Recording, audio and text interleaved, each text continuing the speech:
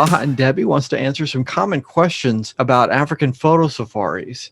And they have graciously given their time to come and talk to us about it. They're also going to tell us a little bit about some of the trips that they have planned for 2021. And yes, there are going to be trips next year. Thank you, Joe. Appreciate the time. Before I continue, let me introduce Debbie. Debbie is a colleague that has traveled with me multiple times, and I'll let her speak for herself. I'll get on a plane. I don't care where it's going. I will That's just right. get on a plane and go. So Taha has come up with some really great trips, and they've been amazing, life-changing. You know, I can't say enough about the quality of our accommodations, our guides, our travel. It's been so comfortable and easy that I have no problem, just telling friends, come on, you need to go with us. This is going to change your life. They're great. Absolutely. Thanks, Debbie. And Steve is a third colleague of mine. Steve and I have known each other since high school, basically. He and I have traveled extensively throughout the world. And my main motive is to showcase the country where I was born and raised, and for people to experience this East African wildlife spectacle as soon as possible, because, with things changing around the world, we don't know how long these things will last. And we want to Or how long we'll have access to them. Or yes, that's exactly right. And how long we'll have access to. So, I want to provide an opportunity, without spending a gigantic amount of money, which some of the tour companies charge, to give you access to these areas of the world and allow you to go there. I have a website, brambleberrytours.com.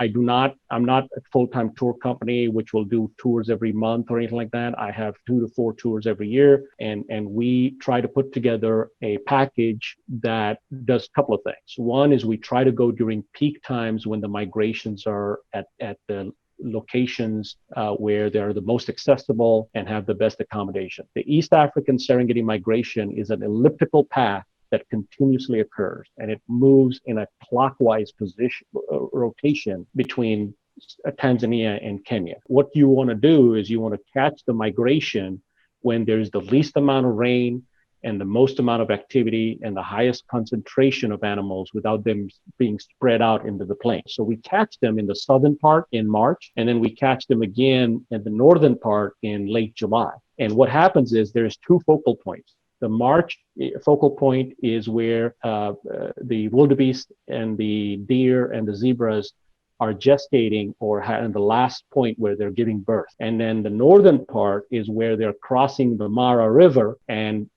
because of the way the Mara River and the Grumeti River meet, there is a focal point where the animals get concentrated as they cross the river. So those 2 points end up being the best places to watch these animals in a very concentrated form. Otherwise, the plains are very big, the animals get spread out a little bit, and so they're harder to track down. When I'm traveling alone, I don't mind flying like Spirit Airlines or No Frills Airlines, or in part of I flew on C-130s with cargo.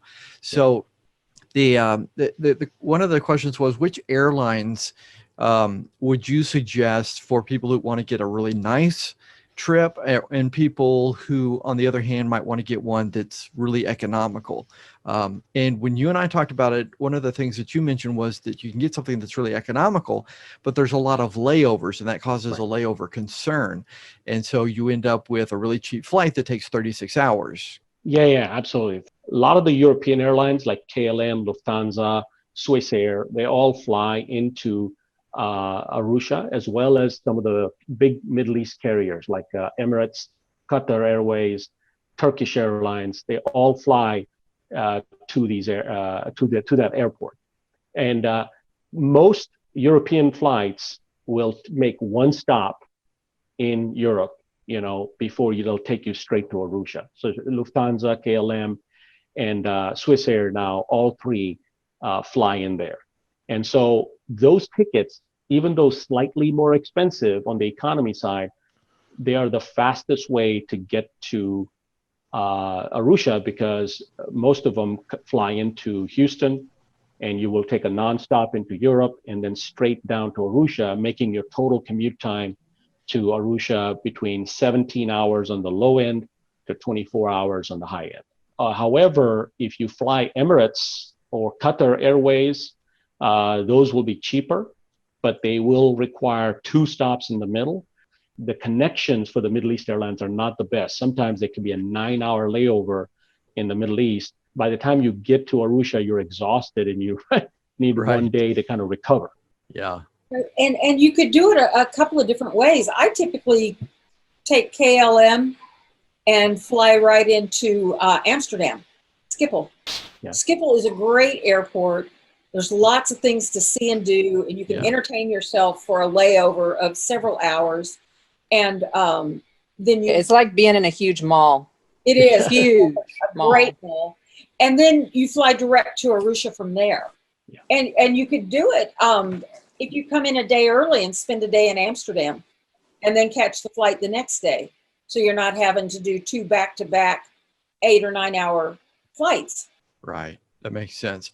And I think, just like with all of the other trips that we've taken over the last 11 years with the photo club, we would love to provide like a huge discount if we would all just get together and fly the same way, but it just doesn't work. And we've tried it several times. And what happens is we have people that is like, oh, but I want to use my airline miles for this. Personally, I like to fly the red eye and be there at the crack of dawn. And you make a great point. The other thing also is your return becomes flexible. Every trip we've had, there have been a couple or 2-3 people who decide to go to Zanzibar, which is a beautiful coastal island, or go to Victoria Falls, which is just south of Tanzania in Zambia and Zimbabwe.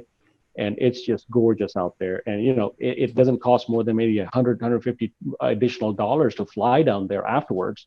Yeah. And if you're brave like me, I took a gorilla excursion trip last time and went to see the gorillas in Uganda. So, again, and we can help in a lot of those areas if you want. But a lot of team members who join us, they end up going other places. So that gives that flexibility as well. Yeah, and that's one of the great things about these group trips. They give you that flexibility, because I think like Debbie and Angel both went on my Hawaii trip and then stayed for an extra week, because we did all these tours and all these things that we wanted to do as a group, and then they wanted to go do their own thing.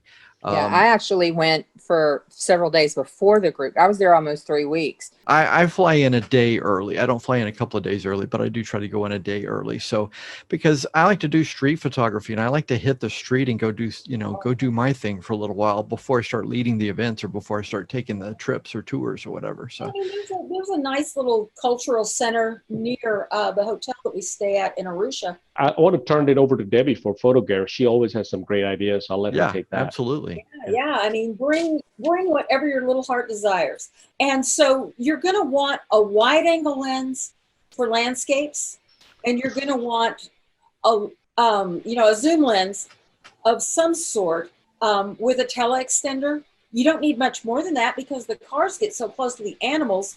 A lot of times your 200 is just too much.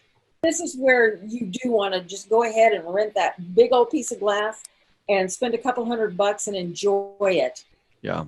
So, you're good with, 100 to 600, 100 to 500. It's plenty. So Debbie, a lot of people, they hear these lenses and the first thing they think of is weight.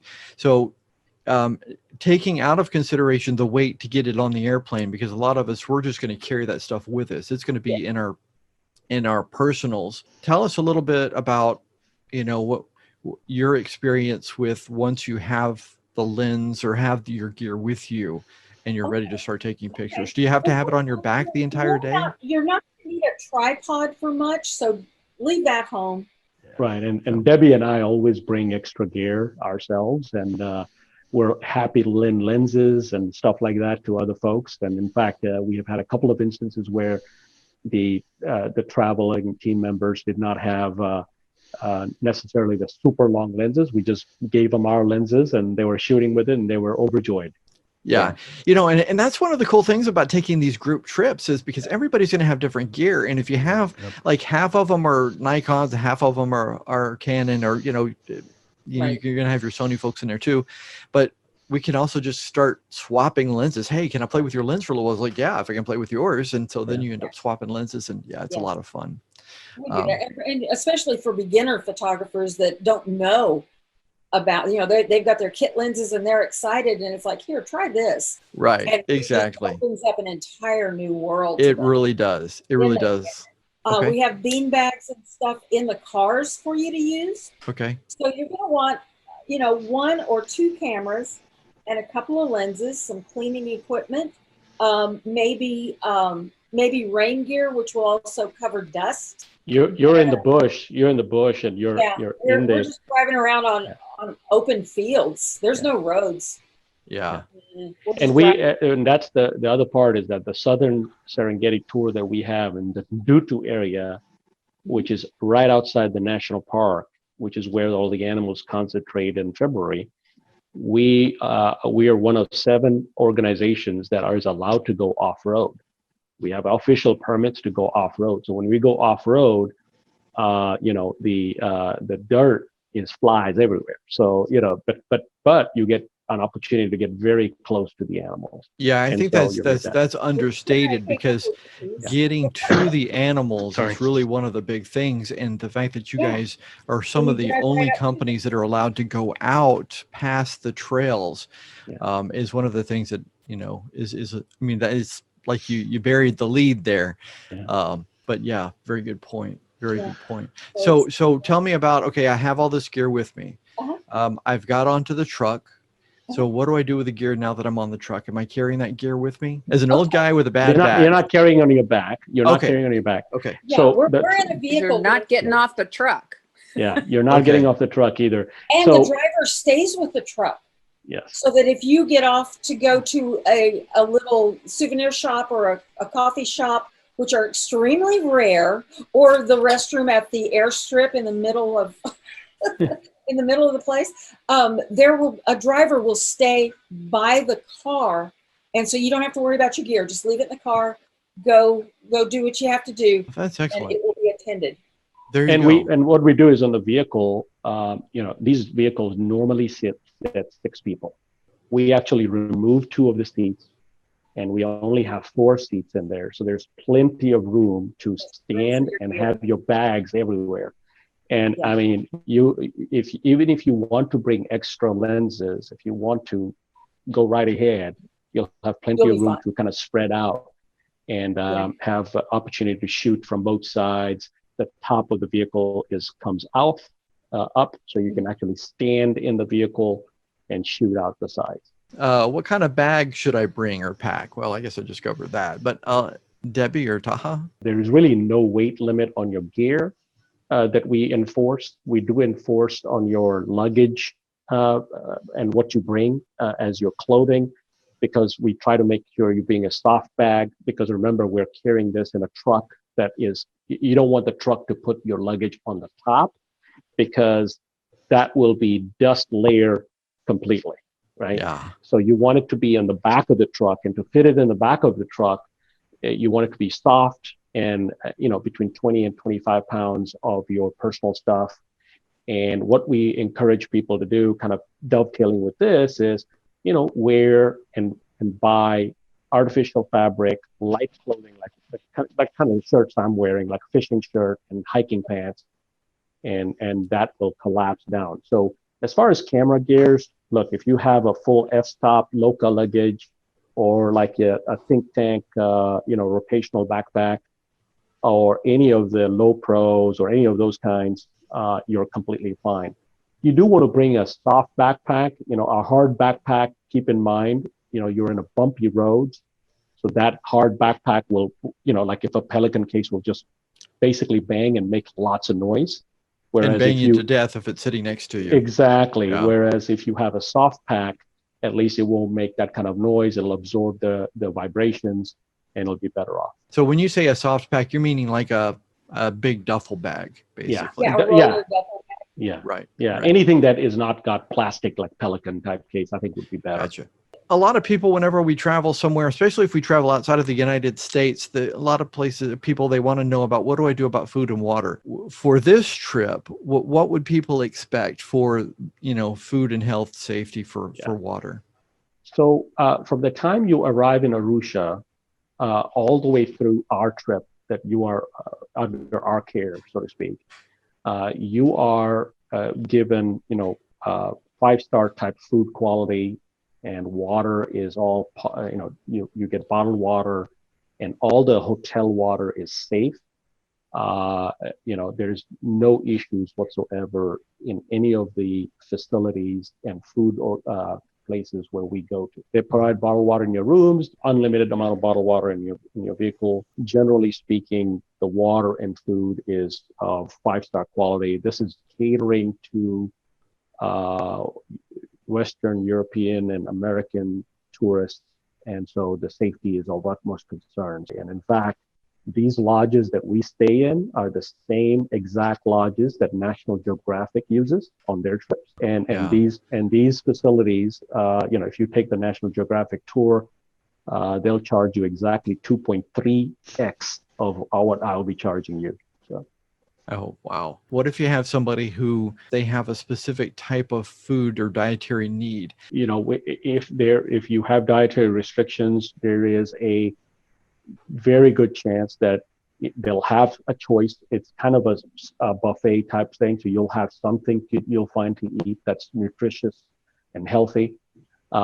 If that doesn't work, we can request the restaurant, the cooks and the chefs over there to prepare you something special that will fit your dietary requirements. For people that aren't used to taking long trips, what do they need to know as far as like their passports and visas?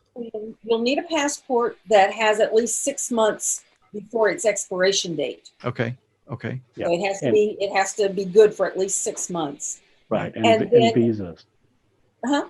And you'll need visas, but now the new visa process, the Tanzania now allows online processing of visas, which was not the case in our last trip. And basically, a few months before your travel, even a month before travel, you would just go to the website, apply for the visa. It's $100 for U.S. citizens. If you're not a U.S. citizen, you have a passport of another country, it's $50. But the $100 multiple entry Tanzanian visa. You don't need multiple entries, you just need one if you just go in there to enter for the safari. You do need multiple entry if you're planning to go excursion somewhere else afterwards and then come back to Tanzania to fly back out. But either way, it's $100. The processing is pretty straightforward. You apply online, and within a week, you get a PDF that you print out, and you put it with your passport, and you take it with you. What if you want to go somewhere else, like take an excursion? You mentioned Victoria Falls or Zanzibar. Do you need a different visa to go there? Good question. Zanzibar is part of Tanzania, so you don't need a visa there. For Zambia or Zimbabwe, you do need visas to those two countries. And they unfortunately do not have an online facility, but they do allow you to have it on arrival. So the next one is international travel safety. Some folks who see everything that's in the news, and unfortunately, all we see on the news is the bad stuff. We don't see the good stuff because their job isn't to tell us good stuff. What are some things that people would want to keep in mind if they're thinking about this or really want to do this, but their issue is it safety? I mean, is it safe for us to travel? It is. Tanzania is one of the very few countries in East Africa that has never had a war. The only war they had was with Uganda outside its borders, and it never had a revolution. It had a transition from the Commonwealth British colonial system over to East African, over to Tanzanian local government, and it's the only democracy that has term limits for presidents and a full parliamentary system. So it's a very, very safe country to travel to. Now, people may have heard of the Tanzanian East African American Embassy bombings that occurred a couple of decades ago. Look, any country has its own set of risks as far as, international terrorism or any of that stuff goes.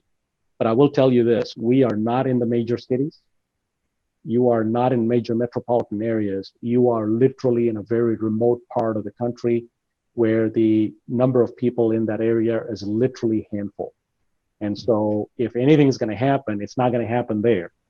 And so there has never been a safety issue of that kind. Now, having said that, we are traveling in a wild natural area. Any natural risks that may occur because of animals or behaving in a weird way, if you taunt them, you know, you see those videos you see of people doing weird shit in Yellowstone National Park where they're taunting a buffalo and then they get gored by them. If you do anything like that, yeah, you're going to get in big problems. Every driver and guide of ours has a minimum of 20 years of experience with these wildlife areas. That's awesome. They have an impeccable record. These guys literally are able to identify the animals and they know who these animals are. Also, because of the vehicles, you'll notice in Tanzania, the vehicles are all almost identical. And there is a reason why they do that. It's because the animals get habituated or used to seeing that shape of a vehicle around them. And they realize that this vehicle, whatever this other animal is not endangering them. So the animals are far more calmer and they do not react negatively to these vehicles approaching them close by. They are very habituated. They pretty close to the vehicles. Yes. And I'm willing to bet that the guides, if somebody decided to be stupid and like the lady that was out there taunting the bison or whatever, if somebody started acting stupid, the guys would take control of that situation immediately. Yeah. In fact, the drivers are very, very strict about that. They immediately let you know, hey, do not do. There's people who will do selfie stick stuff, weird shit with selfie sticks and all that, and it's like they'll immediately tell you, come back in. Yeah, I mean, if you can do the selfie stick while you're still, in the safety zone of the truck, I guess that would be okay. Yeah. But don't go walking out to an animal and putting your butt in their face. Right. Hey, it's not okay for you to use a selfie stick around me ever. Now that you said that, I'm bringing my biggest selfie stick. Be prepared for it not to go home intact. I will mention one thing regarding international travel safety. Do consider buying, travel health insurance and travel safety insurance and other cancellation insurance. Consult with your credit card companies when you buy the travel package. Some of the credit card companies do cover some of that stuff. There's plenty of options out there to have these additional facilities. And then regarding health, if you were to have an issue in the middle of the safari where something happened, we do have on our contract the ability to call an airlift from the Serengeti National Park over to the major hospital in Nairobi. So we would take you straight to Nairobi, where there's the best hospital in that region is in Nairobi. So we would cross the boundaries into Nairobi, and then we would land there. Oh, that's great. That's great for the very unlikely event that something were to happen.